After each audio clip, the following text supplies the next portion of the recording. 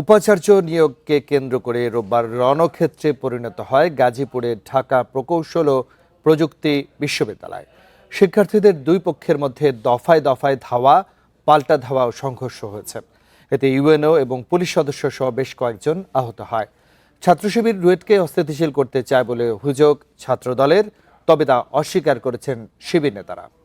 এ নিয়ে আরো জানাতে গাজীপুর থেকে যুক্ত হচ্ছেন আমাদের সহকর্মী আবুল হাসান। হাসান, একটু জানাবেন যে আমরা জানি যে আসলে শিক্ষার্থীদের দুই গ্রুপের সংঘর্ষে বেশ কিছু আইনশৃঙ্খলা বাহিনীর সদস্য আহত হয়েছেন, শিক্ষার্থীরা আহত হয়েছেন। পূর্ব সিদ্ধান্ত অনুযায়ী আজকে তারা ব্লকেডও ঘোষণা করেছিলেন।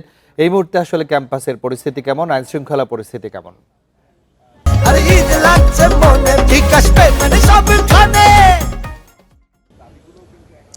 দেখুন, ঢাকা প্রকৌশল ও প্রযুক্তি বিশ্ববিদ্যালয় এখানে কিন্তু সকাল থেকেই ব্লকেট কর্মসূচি চলছে এবং সাধারণ শিক্ষার্থীরা মূল ফটকের সামনে অবস্থান নিচ্ছেন এবং এই ব্লকেট কর্মসূচির কারণে শিক্ষার যে কার্যক্রম অর্থাৎ একাডেমিক এবং দাপ্তরিক সব কিছু কিন্তু বন্ধ রয়েছে এবং যে মূল ফটক তার বাইরে কর্মচারীরা আছেন এবং তারা সকাল থেকে যখন ক্যাম্পাসে প্রবেশ করতে চাইছিলেন তখন আন্দোলনরত শিক্ষার্থী তাদেরকে বাধা দেন এবং তারা ভিতরে কাউকে ঢুকতে দেননি। এই অবস্থায় কিন্তু ক্যাম্পাস জুড়ে আসলে থমথমে পরিবেশ বিরাজ করছে এবং এখানে যারা সাধারণ শিক্ষার্থীরা আছেন তারা যেটি বলছেন যে গতকাল ভিসি যিনি নতুন নিযুক্ত করা হয়েছে তিনি ছাত্র দলের সহায়তায় এবং পুলিশ প্রহরায় তিনি এসেছেন এবং এই যে দুই পক্ষের সংঘর্ষ হয়েছে, রক্তপাত হয়েছে, সেই কারণে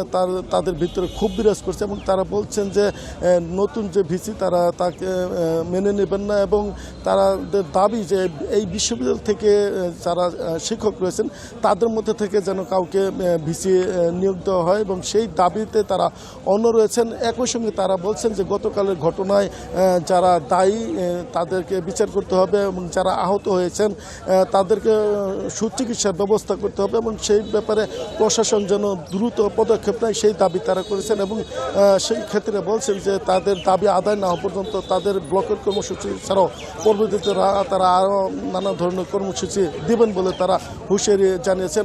আপনাকে আরেকটি বিষয় বলে রাখি যে এখানে ছাত্র দলের যারা রয়েছেন তারা দাবি করছেন যে সাধারণ শিক্ষার্থীর ব্যানারে মূলত ছাত্র শিবির এখানে সংঘর্ষ চালিয়েছে এবং তাদের উপর হামলা করছে এবং এতে পুলিশ সহ অন্তত 15 জন আহত হয়েছেন এরকম অভিযোগ তারা করেছেন। তবে ছাত্র শিবির জামাতে সেটি কিন্তু অস্বীকার করেছে। তারা বলছেন যে এই যে আন্দোলন সেটি সাধারণ শিক্ষার্থীর আন্দোলন।